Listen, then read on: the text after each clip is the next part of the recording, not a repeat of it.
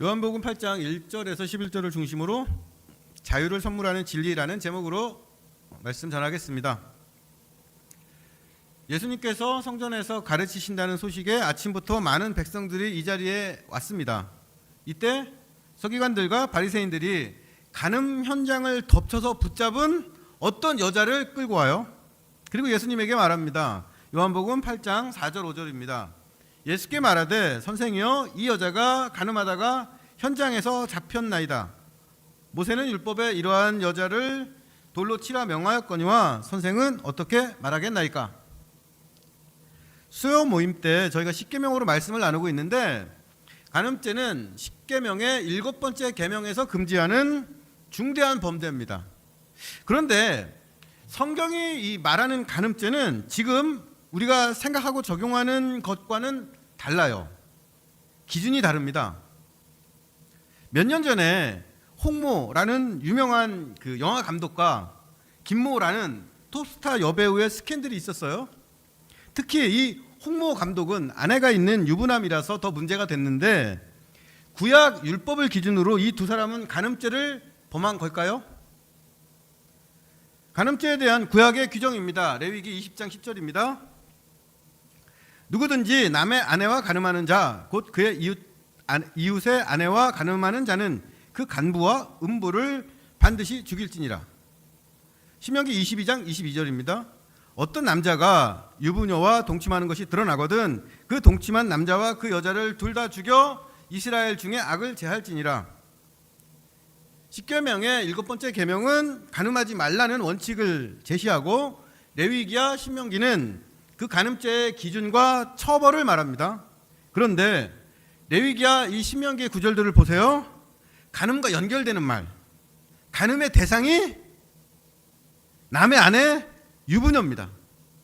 그러니까 성경이 말하는 간음죄는 다른 사람의 아내, 남편이 있는 여성과 성관계를 갖는 거예요.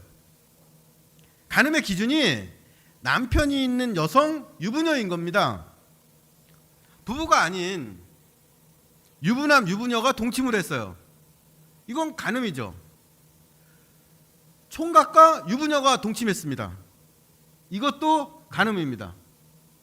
그럼 처녀와 총각이 결혼 전에 동침한 건 간음이 아니에요. 유부남과 처녀가 동침하면 이것도 간음이 아닙니다. 그래서 유부남 홍 감독과 미혼녀 김 배우는 구약 기준으로는 간음죄가 아닌 거예요. 신명기 22장 28절 29절입니다. 만일 남자가 약혼하지 아니한 처녀를 만나 그를 붙들고 동침하는 중에 그 두 사람이 발견되면 그 동침한 남자는 그 처녀의 아버지에게 은 50세겔을 주고 그 처녀를 아내로 삼을 것이라. 그가 그 처녀를 욕보였은즉 평생에 그를 버리지 못하리라. 어떤 남자가 그 사람이 유부남이건 총각이건 상관없이 어떤 여자와 동침하다가 발견됩니다. 그런데 이 여자가 약혼하지 않은 처녀인 경우에는 성인 남자 한 명의 몸값에 해당하는 은 50세겔을 그 여자의 아버지에게 주고 그 다음에 이 여자를 아내나 첩으로 삼으면 돼요.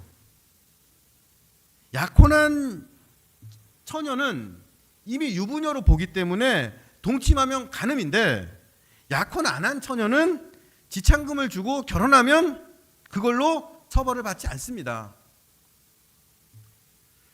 이렇게 간음죄의 기준을 남편이 있는 여자로 한 건 고대 사회에서 돈과 권력이 있는 남자들이 자기 부하나 종의 아내들을 성적으로 유혹하고 유린해서 그 가정을 파괴하는 일이 많았기 때문입니다. 간음죄의 기준을 남편이 있는 여성으로 해서 아무리 돈 많고 힘 있는 남자라도 남의 아내를 유혹하거나 음욕을 품지 못하도록 한 거죠. 결론적으로 구약 율법에서 간음은 상대가 유부녀일 때만 성립하는 죄입니다. 그리고 이 간음죄를 범한 당사자인 남자와 여자는 모두 죽음이라는 가장 엄격한 형벌을 받습니다. 간음죄의 기준은 남편이 있는 유부녀다. 간음죄를 저지른 남자와 여자는 모두 죽는다. 이런 구약의 율법을 기억하면서 오늘 사건 요한복음 8장의 사건으로 돌아와 보죠. 율법을 가장 잘 아는 서기관 바리새인들이 예수님께 데려온 사람은 간음 현장에서 붙잡힌 여성입니다. 이 여성이 간음죄로 붙잡혀 왔다는 건 이 사건에 연관된 두 명의 남자가 있다는 거예요. 한 명은 이 여성을 유부녀로 만든 이 여성의 남편이고, 또 한 명은 이 여성과 간음한 상대 남자입니다. 그런데 끌려온 건 여성 한 명뿐이에요. 그러면 이 여성의 남편, 또 이 여성의 간음죄의 상대남, 이 두 사람은 대체 어디로 간 걸까요? 왜 남자 두 사람은 없는 걸까요? 여기에 대해서 성경은 말하지 않아서 정확하게 알 수 없지만 추측할 수 있는 가능한 몇 가지 상황들이 있습니다. 오늘 사건에 나오는 이 여인은 분명히 유부녀, 남편이 있는 여성이죠. 그런데 이 여성이 끌려온 시간이 언제입니까? 아침이에요. 그러면 이 여성은 전날 밤부터 그날 아침까지 남편 아닌 사람과 있다가 붙잡힌 거죠. 만약에 이 여성이 남편과 살고 있었다면 밤새 아침까지 다른 남자와 함께 있는 게 가능했겠습니까? 이 여인의 남편이 아내 옆에 없는 거예요. 어딘가 멀리 다른 지역에 있거나 정식으로 이혼도 하지 않고 아내를 버렸거나 살았는지 죽었는지 소식도 없이 행방불명되었거나 어떤 경우든 간에 이 여인은 법적으로는 남편이 있는데 혼자 사는 사람, 실제 생활에서는 남편이 없는 여인입니다. 이걸 전문용어로 뭐라고 하죠? 생가부라고 하죠. 아무도 안 웃으시네. 이런 상황이 계속되었을 때 이 여성에게 가장 먼저 경제적인 위기가 옵니다. 그 다음엔 사회적으로 무시당하고, 그 다음엔 다른 남자들의 표적이 되죠. 또 이 여성이 아침에 간음하는 현장에서 붙잡혔다는 건 이 여성이 간음한 게 이번이 처음이 아니라는 거예요. 이미 이 여인의 행실이 소문이 났고 행동이 파악됐기 때문에 서기관과 바리새인들이 그 현장을 기다렸다가 붙잡은 거죠.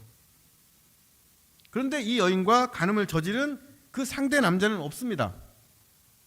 간음 현장에서 붙잡았다는 건 분명히 그 자리에 어떤 남자도 있었다는 건데 그 남자는 왜 여기 안 끌려왔을까요? 가장 가능성 높은 건 이 남자가 유대 율법이 적용되지 않는 사람, 이방인, 로마인이었을 거라는 추측입니다. 당시 이 사회상을 담은 책을 보면 이때 예루살렘에는 로마 정부에서 파견한 군대가 있었어요. 이 군대에 속한 군인들은 점령군이고 이방인이라 죄를 저질러도 유대 율법으로는 처벌할 수 없는 사람들이었습니다. 이런저런 상황들을 미루어 보면 간음 현장에서 붙잡힌 이 여인은 남편이 있지만 남편이 없는 것과 같은 형편이어서 경제적으로 궁핍하고 사회적으로 무시당하는 처지였고, 아마도 생계수단으로 로마 군인들을 상대로 매춘을 했던 것 같습니다. 이런 사실이 소문나서 서기관 바리새인들의 귀에도 들어갔고 어느 날 현장에서 발각되어서 붙잡힌 거죠. 하지만 상대 남자는 유대 법으로는 처벌할 수 없는 로마인이라서 그 자리에 끌고 오지 못했던 겁니다. 이제 혼자 끌려온 그 여인은 간음죄로 돌에 맞아 죽을 운명입니다. 최근에 경희대 철학과 교수가 위안부는 자발적인 매춘이다 이런 발언을 해서 문제가 되었습니다. 이 말을 한 교수는 문제가 되니까 진실은 하나가 아니다, 발언이 왜곡되었다 이렇게 변명했는데, 이 사람은 매춘이라는 행위만 볼 뿐이지 식민지 여성이 그런 일을 할 수밖에 없었던 그 시대적인 상황, 당사자의 고통, 피해자, 여기에는 무관심합니다. 이런 사람의 철학과 가르침이 어떤 가치가 있을까 의심이 돼요. 역사를 돌아보면 국가의 힘이 약하고 민족이 고난을 겪을 때 거기엔 늘 가장 힘없는 여성들의 비극과 슬픔이 있었습니다. 위안부는 일제시대 때만 있었던 게 아니에요. 해방 후에 일제가 종군 위안부 운영했던 것과 똑같은 방식으로 대한민국 정부도 미군 위안부 제도를 운영했습니다. 대한민국 정부는 1990년대까지 미군 부대 근처에 기주촌이라는 걸 승인해서 흔히 양공주라고 불렸던 미군 위안부 제도를 운영했고, 이 여성들을 대상으로 정기적으로 관리하고 건강검진하면서 미군들에게 여성들을 제공했어요. 이때 주한미군 협정으로 미군들이 위안부를 폭행하고 심지어 살인을 저질러도 대한민국 법으로는 처벌하지 못했습니다. 간음죄로 끌려온 이 여인을 보면 우리 역사에 있었던 여성 위안부들이 생각이 나네요. 이 사람들이 자발적이었냐 아니었냐, 이걸로 돈을 벌었냐 못 벌었냐, 이게 문제가 아닙니다. 가난한 여성들이 이런 선택을 할 수밖에 없도록 내몬 그 사회 무책임과, 평소에는 여성들의 삶에 무관심하다 어떤 일이 생기면 여성들에게 모든 책임을 돌리고 비난을 퍼붓는 여론과, 힘 있는 사람은 처벌하지 못하고 약자만 희생양 삼는 그 비겁한 정의가 문제인 거죠.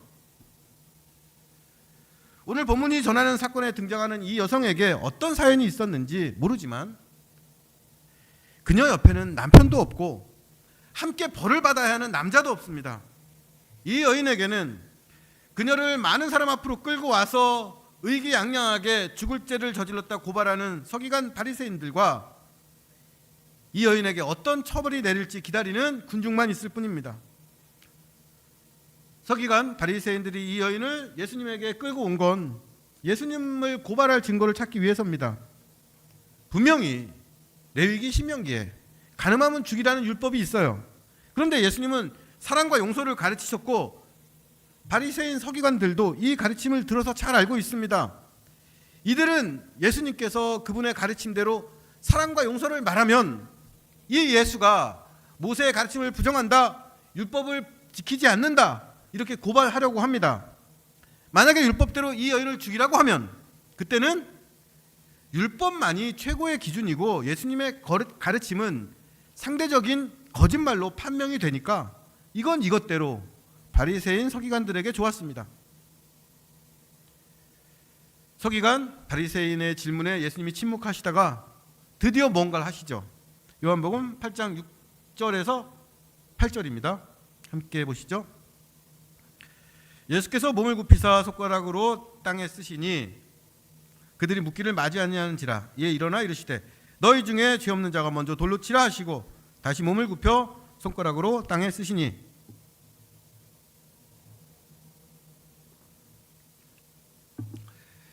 예수님께서 이렇게 몸을 굽혀서 손가락으로 땅에 뭔가를 쓰십니다.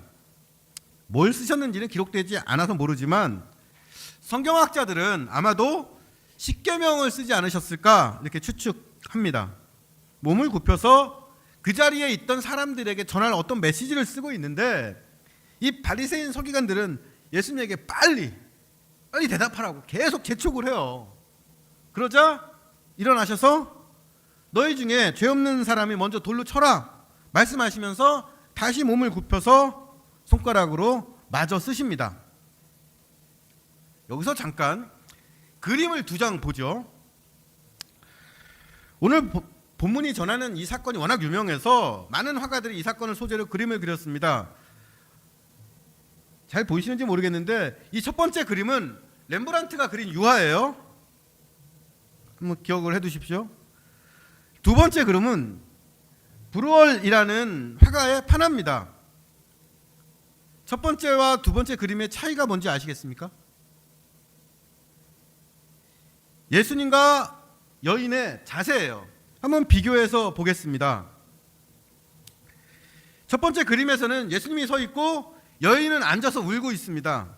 두 번째 그림에서는 예수님이 구부리고 있고 여인은 서 있어요. 첫 번째와 두 번째 중에 어떤 그림이 이 오늘 성경의 사실과 더 맞을까요? 쉽게 생각하기에는 예수님은 서 있고 그 아래 여인이 무릎 꿇고 울고 있는 이 첫 번째 그림이 더 상황에 맞는 것 같지요. 하지만 아니에요. 오늘 본문을 잘 보시면 가늠한 이 여인은 처음부터 끝까지 계속 서 있습니다. 3절, 서기관들과 바리새인들이 음행 중에 잡힌 여자를 끌고 와서 가운데 세우고, 9절, 오직 예수와 그 가운데 섰는 여자만 남았더라. 가늠한 여인은 처음에 끌려왔을 때부터 다른 사람이 다 떠날 때까지 가운데에 계속 서 있어요. 그러니까 여인을 서 있는 모습으로 그린 두 번째 그림이 성경 본문에 더 충실한 겁니다.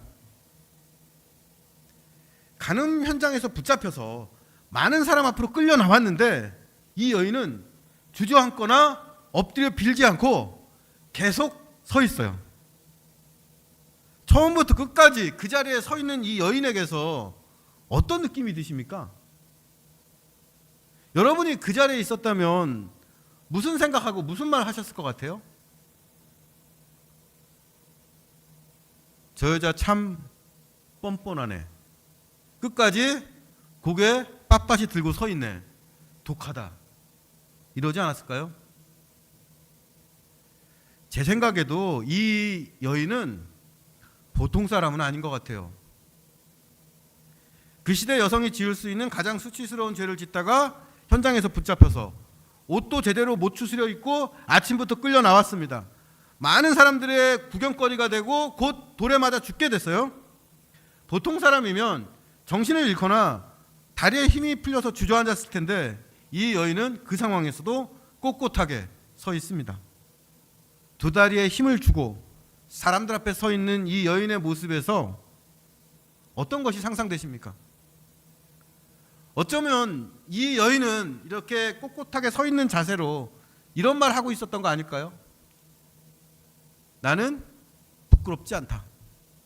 내 처지였다면 누구라도 나처럼 했을 거야.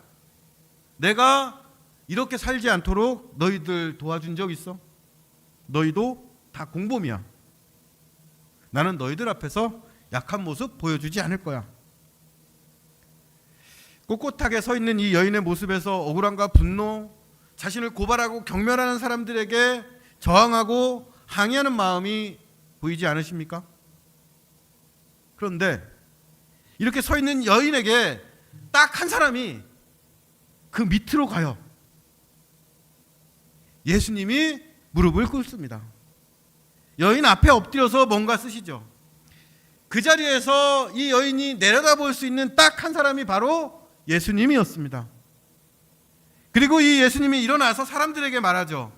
너희 중에 죄 없는 사람이 먼저 돌로 쳐라.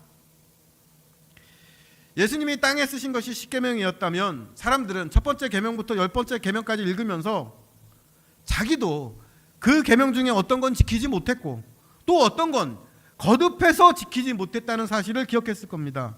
또 들키지 않았기 때문이지 자기도 죄인이라는 걸 깨달았겠죠. 누구든지 죄 없는 사람이 먼저 돌로 치라는 예수님의 말씀에 사람들이 떠납니다. 이때 나이 많은 사람부터 떠나요. 왜일까요?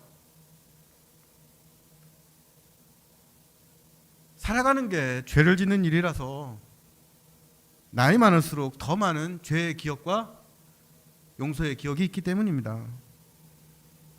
이걸 깨닫게 해주는 게 각 사람에게 있는 양심이에요. 양심에 대해서 사도행전 24장 16절은 이렇게 말합니다. 이것으로 말미암아 나도 하나님과 사람에 대하여 항상 양심에 거리낌이 없기를 힘쓰나이다. 양심은 하나님과 다른 사람에 대해서 나의 모습이 어떠했는지, 나의 삶과 신앙이 어떤지 반성하고 깨닫는 마음입니다. 간음죄를 저지른 여인을 보고 저 여자는 죽어야 돼 이렇게 생각했던 사람들이 예수님 말씀을 듣고 나는 저 여자와 다른가?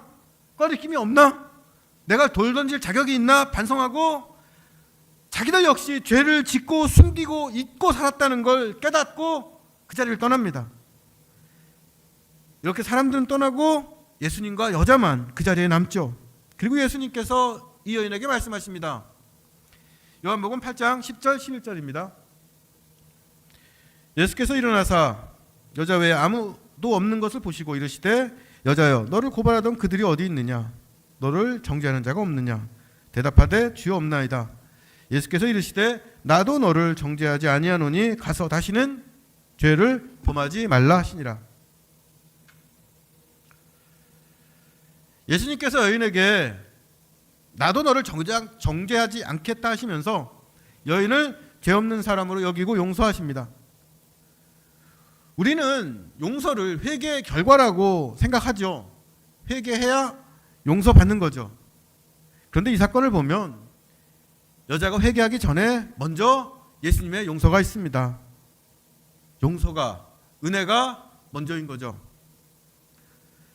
그런데 이 사건에서 이 여자가 직접 하는 말이 딱 하나예요. 그게 어떤 말입니까? 주여, 주님이란 말입니다. 여인들은 사람들이 다 떠났을 때 주여 없나이다 하면서 예수님을 주님으로 부릅니다. 주님은 헬라어 원어로는 키리오스라고 하는데 이 키리오스는 왕, 통치자, 절대 권력자를 의미합니다. 예수님을 주님으로 부르는 건 그분을 나의 왕, 주인으로 섬기겠다는 고백이죠. 그런데 이 주라는 한자를 보면 이 주자는 이 등잔 위에 촛불을 본딴 상형 문자예요. 이 아래에 있는 왕자는 등잔이고 위에 이 점이 촛불입니다.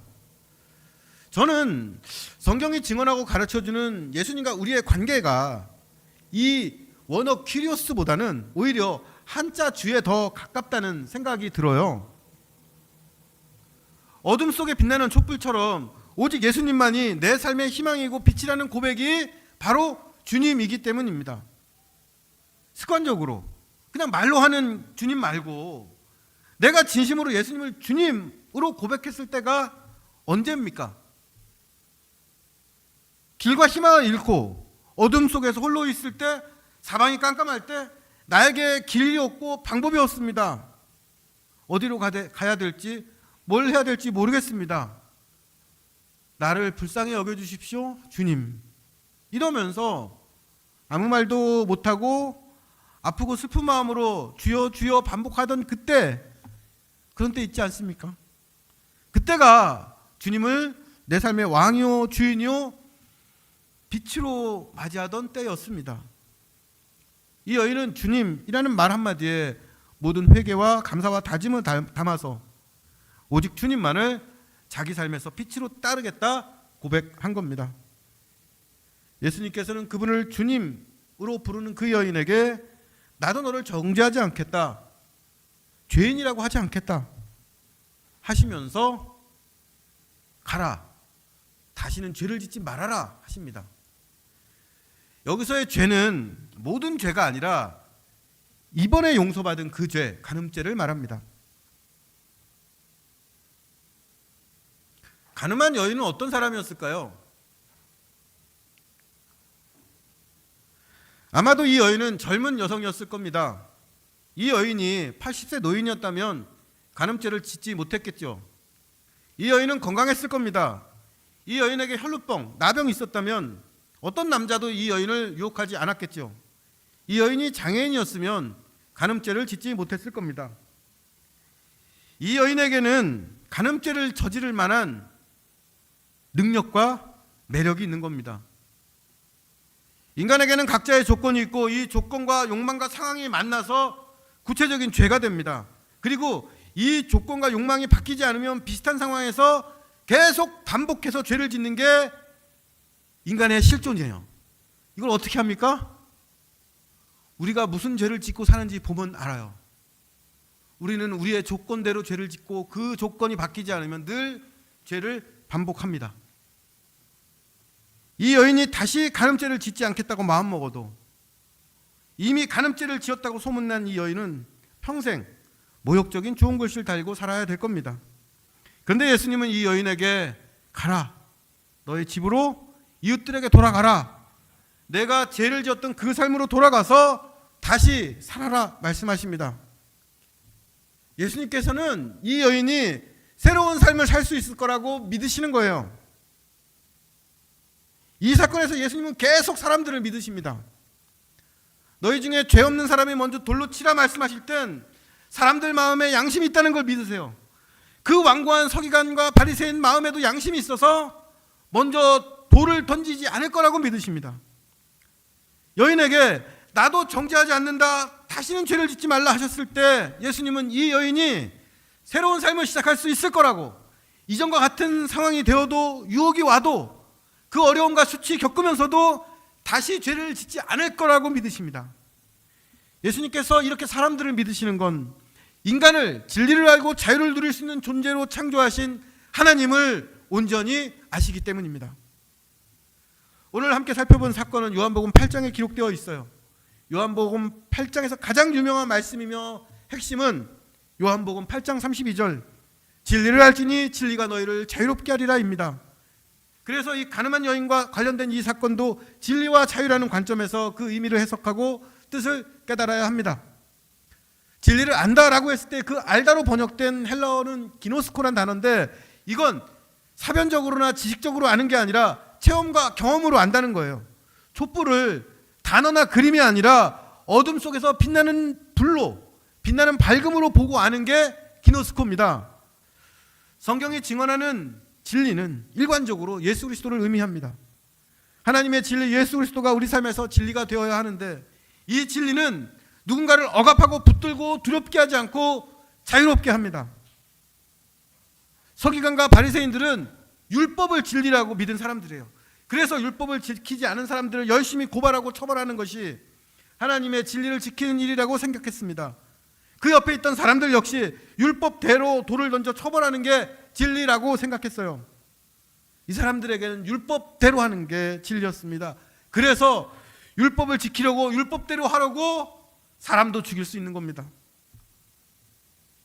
그런데 예수님께서 이 사람들에게 양심대로 할 수 있는 자유를 주세요. 나도 너처럼 죄인이구나라는 깨달음과 함께 꽉 쥐고 있던 돌을 내려놓을 그 자유입니다. 가늠한 여인에게는 자기 삶을 선택할 자유가 있었습니다. 그런데 이 여인에게 있는 그 자유는 간음죄를 먹고 살거나 아니면 간음죄를 짓지 않고 가난한 삶을 사는 자유였어요. 이 여인은 이런 자유밖에 주지 않는 자기 인생이 억울해서 자신을 율법으로 정죄하는 그 사람들 앞에 무릎 꿇지 않은 겁니다.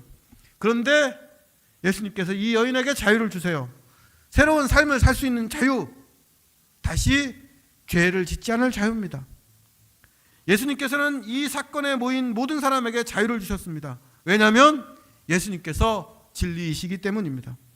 그런데 우리가 진리를 먼저 찾은 게 아니라 진리가 우리를 찾아오셨습니다. 진리가 인간의 몸을 입고 오셨고 진리이신 예수님께서 먼저 사람들 앞에 무릎 꿇으셨고 설득하셨고 우리를 믿어주셨습니다. 우리는 그분을 주님이라 믿고 고백하죠. 만약에 이 여인이 다음날 똑같은 죄를 짓고 잡혀오면 그때도 예수님은 7번씩 70번이라도 용서하실 겁니다. 또다시 서기관과 바리새인들을 설득하고 사람들의 마음을 일깨워서 그 여인을 살리시고 다시 인생을 시작하라고 말씀하실 거예요. 그러면 사람들은 계속 죄를 반복하고 벌을 우습게 여기고 죄에 무감각하게 되지 않을까요? 세상에 간음죄가 널리 퍼지지 않을까요? 죄를 짓고 나서도 적반하장한 식으로 너희 중에 죄 없는 사람이 나에게 돌을 던져라 이렇게 뻔뻔하게 대응하는 사람들이 나타나지 않을까요? 그러면 이 세상의 질서와 법이 무너져서 엉망이 되지 않을까요? 이렇게 생각하십니까? 아니에요. 진리는 그렇게 무기력하지 않습니다. 세상이 주지 못하는 생명과 기쁨과 힘을 주기 때문입니다. 사람들이 예수님 말씀에 여인을 내려치려던 그 돌을 내려놨어요. 그때 그 사람들이 돌 내려놓으면서 괴로웠겠어요? 양심의 가책을 받고 그 자리 떠나면서 속상했을까요? 나중에라도 바리새인 서기관들이 그때 그 여자 돌로 죽였어야 되는데 하면서 후회했을까요? 아닐 겁니다. 절대 아니에요. 그 사람들도 기쁘고 후련했습니다. 율법에 따라 그 여자 죽이지 않아서 두고두고 좋았을 거예요. 그리고 나중에 그 여인 다시 보게 됐을 때 자기 마음에 그녀가 잘 살 수 있게 돕고 싶은 그 선한 양심이 꿈틀거리는 걸 경험했을 겁니다. 예수님 정죄받지 않고 살아난 그 여인, 다시 죄를 짓지 말라는 말을 듣고 집에 돌아온 그 여인은 간음죄 지은 여자로 낙인 찍혀서 평생 사는 것보다 차라리 죽는 게 낫겠다. 그때 왜 죽지 않고 살았을까? 이렇게 한탄하면서 인생 살았겠습니까? 아니면 내가 먹고 살려면 이 방법밖에 없지 하면서 다시 옛날 그 모습으로 돌아갔을까요? 아닐 겁니다. 평생토록 자기 앞에 무릎 꿇고 글씨 쓰던 그 예수님 모습, 자기를 살리려고 사람들 설득하시던 예수님의 목소리, 너를 정죄하지 않겠다 하시면서 다시 죄를 짓지 말라고 격려하셨던 예수님의 사랑과 믿음 기억하면서 이를 악물고 과거를 되풀이하자라고 애쓰면서 새로운 삶을 살았을 겁니다. 그러면서 분명히 그 삶에서 예전에는 알지 못했던 행복과 만족과 보람을 얻었을 겁니다. 율법과 문자는 진리가 아닙니다. 예수 그리스도가 진리입니다. 예수 그리스도를 통해 하나님께서 전하신 은혜와 사랑이 진리이며 이 진리는 자유를 선물하는 진리입니다. 우리가 1년 동안 요한계시록 살펴봤는데 요한계시록이 전하는 핵심 역시 두려움과 공포가 아니라 짐승이 지배하는 세상, 희망이 없는 시대도 빼앗지 못하는 자유였습니다. 두렵게 억압하는 건 자유가 아닙니다. 또 진리는 방종이나 게으름이나 무책임이 아니라 하나님의 은혜와 사랑에 응답하는 자유입니다. 이 자유는 스스로 말미암을 유자라는 자유라는 한자가 의미하는 대로 기꺼이 스스로 그렇게 살겠다는 이유를 갖고 살아가는 자유입니다. 우리는 자유를 선물하는 진리로 부르심을 받은 공동체입니다. 예수 그리스도의 진리, 하나님의 은혜와 사랑이 우리에게 있습니다. 이 진리가 우리를 자유롭게 하길 축복합니다. 진리를 따르며 더 깊고 넓고 더 자유롭게 사랑하는 우리 두사랑교회와 성도 되시기를 축복합니다.